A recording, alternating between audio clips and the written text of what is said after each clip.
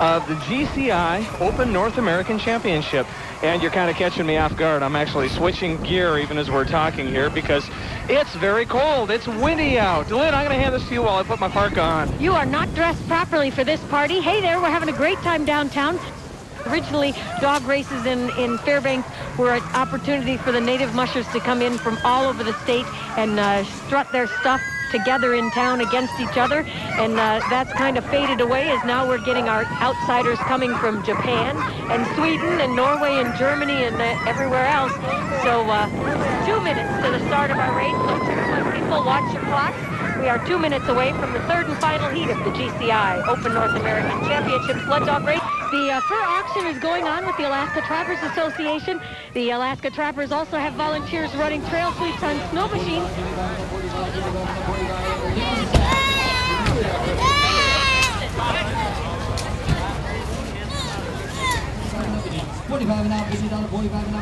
These dogs are tremendous athletes, and anyone who doesn't understand that should get out of dogs, because it's the dogs that make this race happen. The fact that they're all heart and they go out there and they do their job and they'll give you everything they've got. It's really what makes all of us come into this sport. Each of us tries to be the best we can, and each of us tries to inspire our dogs and get them to give us the most that they have. Snow down here on the avenue is here because of all of the help of the community of Fairbanks. Dog mushing is Alaska's state sport, and we are proud to showcase the finest canine athletes on the planet here in downtown Fairbanks running down the street. 15 seconds. This is John Simon from Bethel, and here's our countdown to start our race. 5, 4, 3, 2, 1, and we're going. Right now, we're off. John Simon down the trail.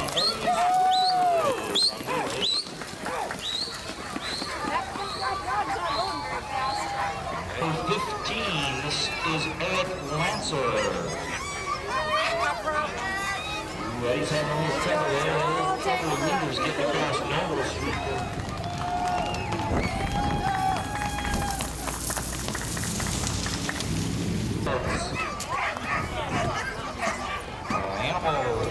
Excuse me, Alaska Animal Food Warehouse.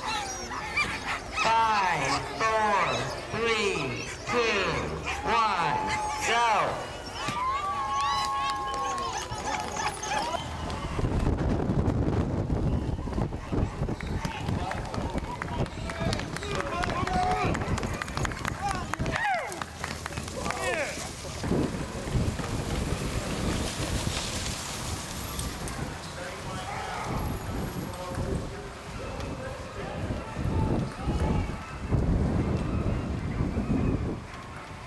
A moment, the mushers will leave 2nd Avenue again, roll down the street. They'll take a left, go down the ramp at the Old Steves Bridge, do a back turn on the river there to the Noise Slough. They'll wind down the Noise Slough, and out of the Noise Slough, they'll come up at 3 Mile at the Danby Crossing across College Road.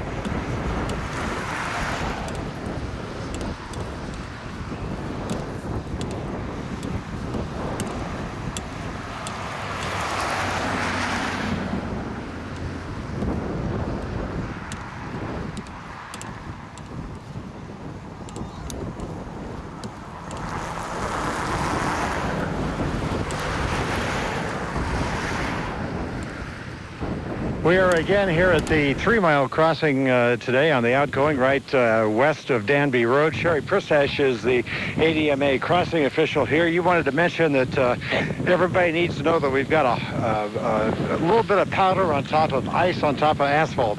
That's right. I think it's important that the mushers realize that there was some leftover snow after yesterday's crossing, and that has turned into ice overnight. And so we were trying our best to cover up that ice with a little bit of snow and trying to create some decent footing for you. But mushers, be aware that it's really slippery underneath that layer of snow on College Road. Cross Danby Road, that's a great viewing spot there at Creamer's Field with the viewing area. They'll wind through Creamer's Field, and then we'll check in with Jim Baird, who's at 5 Mile. Whoops, wait a minute, Jim. Okay, there you go, Jim. Okay, it's nice and bright out here, as it is every place else in town. It's also very windy out here. And as we add the extension today, a 10-mile extension, they will roll through Creamer's, through the trees, and they'll come out at 13 Mile. After 13 Mile, they come out upon the golf course, and the golf course today will be 21 Mile. And this afternoon, we have Kip Harmon. Well, thanks, Charlie. It is a really blustery day out here at the golf course. Definitely the best of the 3 days for the dogs, and not so much for the folks. But again, wear warm clothes, and you'll be just fine. The mushers enter the golf course on the north end of the course. They'll come exactly 1/2 mile straight to the south. They'll make a turn to the left, go another 1/2 mile back up to the north before heading out of the golf course and back out towards Creamer's Field.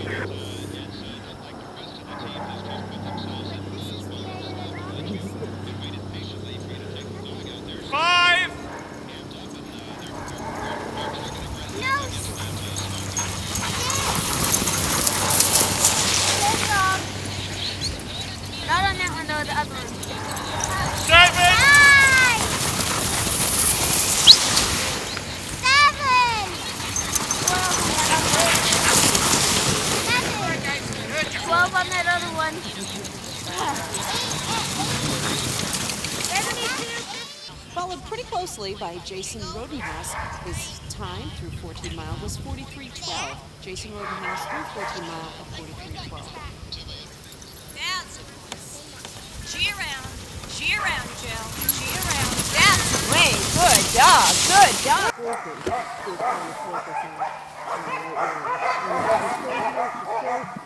Trying to get them all untangled. She's having a little bit of a hard time. Trying to get them straightened up.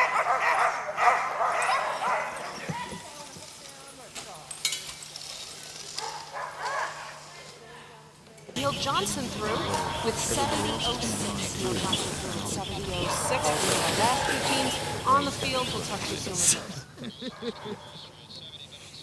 19.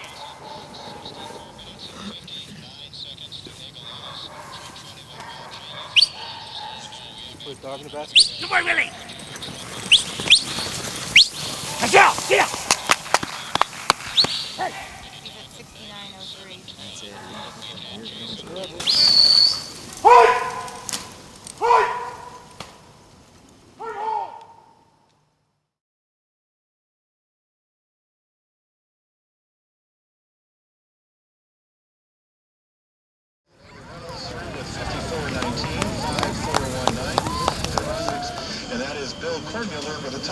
Ray Pulsifer will be on the ramp as they come out of Noyes Slough after they wind back down from the golf course area through Creamer's Field. They'll cross Danby, where Peter Van Noort is. That will be about 25 Mile once they come out of Noyes Slough, back onto the river at the ramp where they come off the river back onto the street by the Old Steve's Bridge. We have Ray Pulsifer. Yes, Charlie, I'm here down on the river, and it is blustery, and the last thermometer I looked at has dipped down to 7 down here on the river. The Second Avenue Trail is rather punchy, and I'm afraid the mushers might be breaking through as they go by.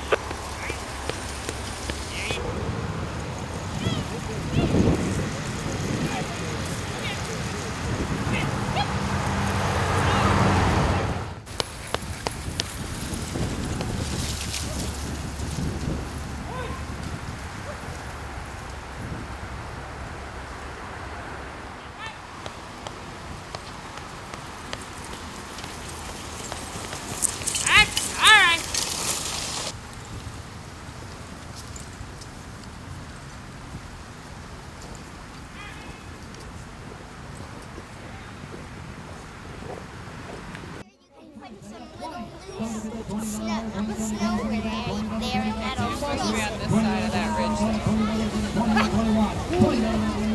Look at Try it. Can you get another? And this is Buddy Streeper.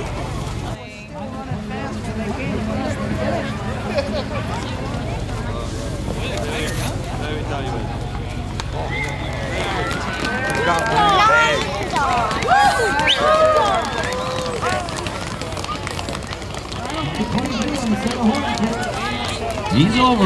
Welcome home, Eddie. He's had a tough day. Well, it's sure nice to have great competition this year, but we've got to remember where it all came from, too. It really started out in the villages. Captain John Binkley remembers those North Americans best. It was such a great event. Teams would come in from the villages, great names like Beatus Moses from Hughes used to stay with us at the house on Noise Slough. He'd have his dogs parked out there. Raymond Paul from Galena would come up. And, of course, who can forget Horace Smoke? Everybody called him Holy Smoke. He was from Stevens Village, and he was quite a competitor. I think he won 3 years in a row. Which is why the Binkley family is once again proud to sponsor Carrie Earhart and the Earhart family, originally from Tanana. Mary? We're just very proud of Shannon and Curtis and in their dog mushing, and then their children, young Lester and Carrie, are racing, of course. It's really wonderful to know that some of the early dog mushers' heritage is still being carried out by family members.